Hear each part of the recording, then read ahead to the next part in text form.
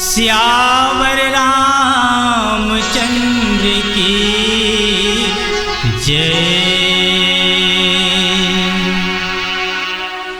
ज्ञान उजागर गुण के सागर, मोरे अर्जी सुनो गुरु गणपति। मोरे बानी कमल माया के बिराजो, सुरीला सजादाई सरस्वती। विश्वास रूप शंकर भोला,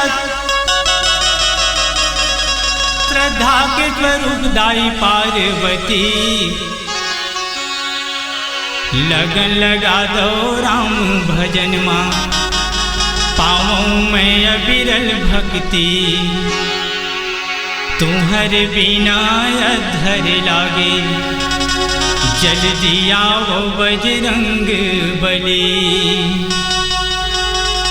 परम आदरणीय जम्मू उपस्थित राम रामायण के रसिक श्रोता समाज, आप सबके चरण कमल माँ, फुलवारी मानस परिवार, ग्राम मावली पारा सिंगारपुर, छवि यादव और जम्मू संगवारी मन के तरफ ले चरण छू की पल्लगी। आओ हम सब जुड़ मिल के जगत नियंत्रण अखिल ब्रह्मांड नायक मर्यादा पुरुषोत्तम भगवान श्री रामचंद्र जी के अमृतमयी कथा और भजन सुने और गाय के प्रयास करें। बाबा तुलसीदास रामचरित्र मानस के माध्यम ले आप और हम सब ला संकेत करें हैं, कलयुग तरन उपाय न कोई, राम भजन रामायण दोई। यही सूत्र ला लेके अपन जीवन ला सार्थक बनाए के प्रयास करत भजन के श्री गणेशाय करी। तुहर चरित के पावन चर्चा,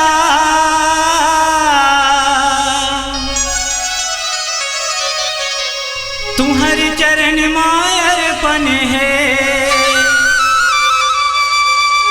भाव के भूखे कही थे तुम्हला, वही भाव मोर समर्पण है।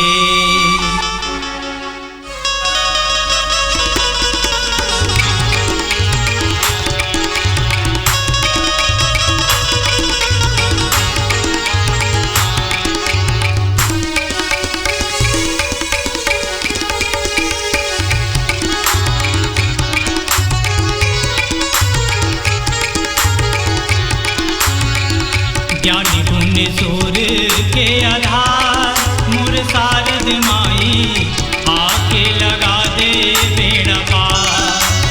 ओ मैया आके लगा दे बेड़ा पार। ओ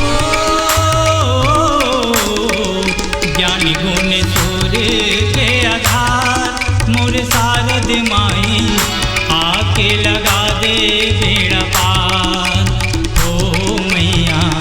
आके लगा दे बेड़ा पार।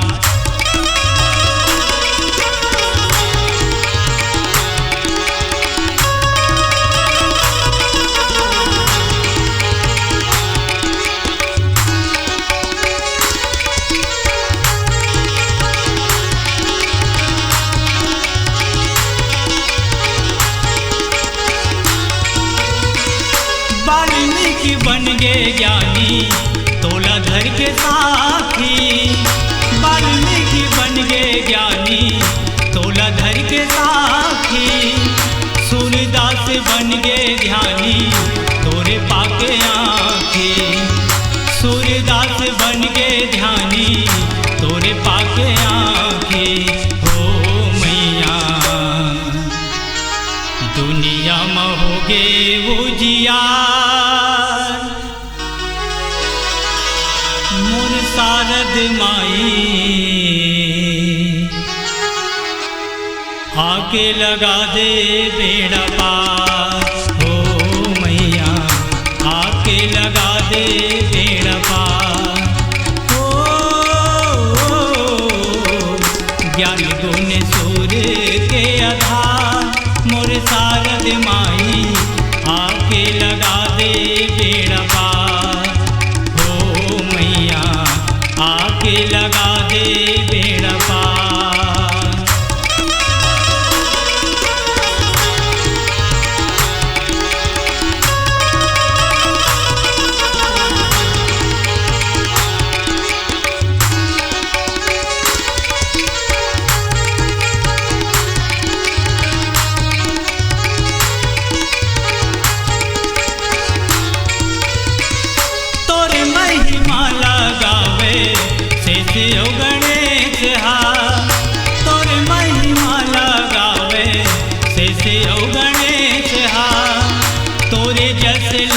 बगरावे विष्णु महेश हा तोरे जसला बगरावे विष्णु महेश हा हो मैया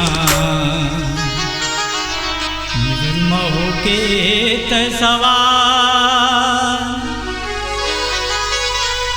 शारद माई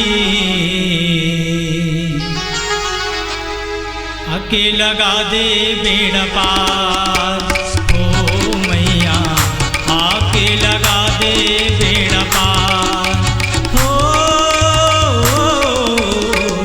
ज्ञान गुण सूर के आधार मोर शारद माई आके लगा दे बेड़ा पार हो मैया आके लगा दे बेड़ा पार।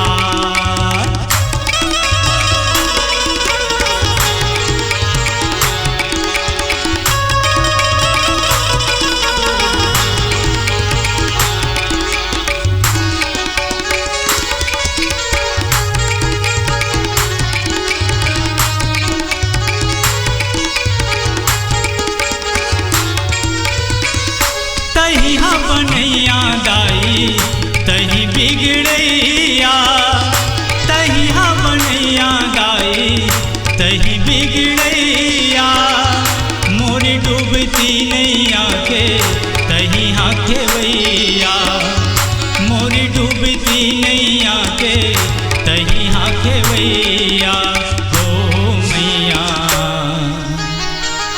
फुलवारी खड़े है मजेदार मोर शारद माई आके दे बेड़ा पार हो मैया आके लगा दे बेड़ा पार हो ज्ञान गुण सूर के आधार मोर शारद माई आके लगा दे बेड़ा पार हो मैया आके लगा दे बेड़ा पार हो ज्ञान गुण सूर के आधार मोर शारद माई आके लगा दे बेड़ा पार हो मैया आके लगा दे बेड़ा पार।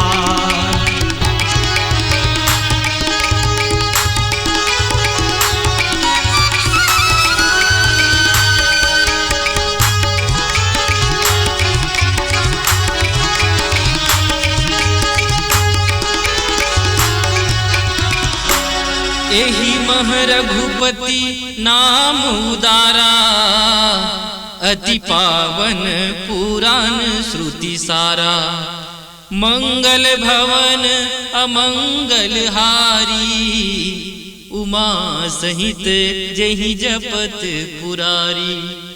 राम रामायण के रसिक श्रोता समाज, बड़े सौभाग्य की बात है भाई कि आज हम सब जुड़ मिलके जगत नियंता मर्यादा पुरुषोत्तम भगवान श्री रामचंद्र जी के पावन प्रसंग ला भक्ति भाव ले सुनिए और सुनाए के प्रयास करत हैं।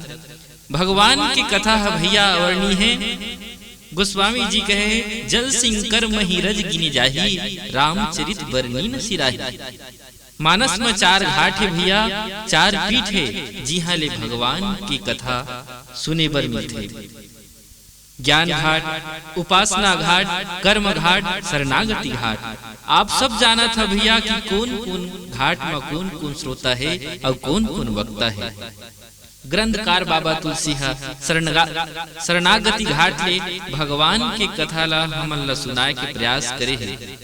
भगवान के आगू में अपन दीनता ला प्रस्तुत करे है। रामचरित मानस में गोस्वामी तुलसीदास जी जिंदगी ला जिए के रास्ता बताए है। गजबे क्रम सूत्र घला बताए हवै जेमा जिंदगी ला जिए जा सकत है। और रामचरित मानस के बात है तो बाबा जी कहे है रामचरित मानस एही नामा सुनत श्रवण पायो विश्राम। भगवान की कथा के सुने ले भैया अंतस ला विश्राम मिलते, सुख शांति के अनुभूति होते। अरे इंद्र के सुख तो छीन भर के ये तेगरे सिटी एक जन कवि घला छत्तीसगढ़ी भाखा में कहे भैया तोर सही कोन हो ही अनाड़ी, तोला कहाँ हाका पार के, काम अगिन ला बुतावे के थज, भोग की घीवला डार के, भोग की घीवला डार के। रामचरित मानस हमर भारतीय संस्कृति के संविधान, भारतीय संस्कृति के प्राण भैया। गोस्वामी जी ला कुनो पूछिन कि महाराज आपके रामचरित मानस में का रखे है, तो गोस्वामी जी बताइन भैया कि ये सब एमा सब ले सार बात तो ये है कि एमा भगवान के उदार नाम जिन्हा परम पवित्र है, वेद और पुराण के सार है, मानस है कल्याण के घरे, अमंगल के मंगल के घरे और अमंगल के हरैया, और यही नाम ला पार्वती के संग में भूत भावन भोलेनाथ 8 पहर जपत रही थे भैया। आओ एक भजन के आश्रय लेवन फिर चर्चा करे के प्रयास करबो। बुलखन सिया रामचंद्र की जय। खुल गया पसंदीदा कलाकारों के लिए खुल गया जय Bajrangbali digital audio recording studio Masturi. संपर्क करें सुखदेव कंप्यूटर जोंधरा चौक मस्तूरी। मोबाइल नंबर है 7898730151 9754520566।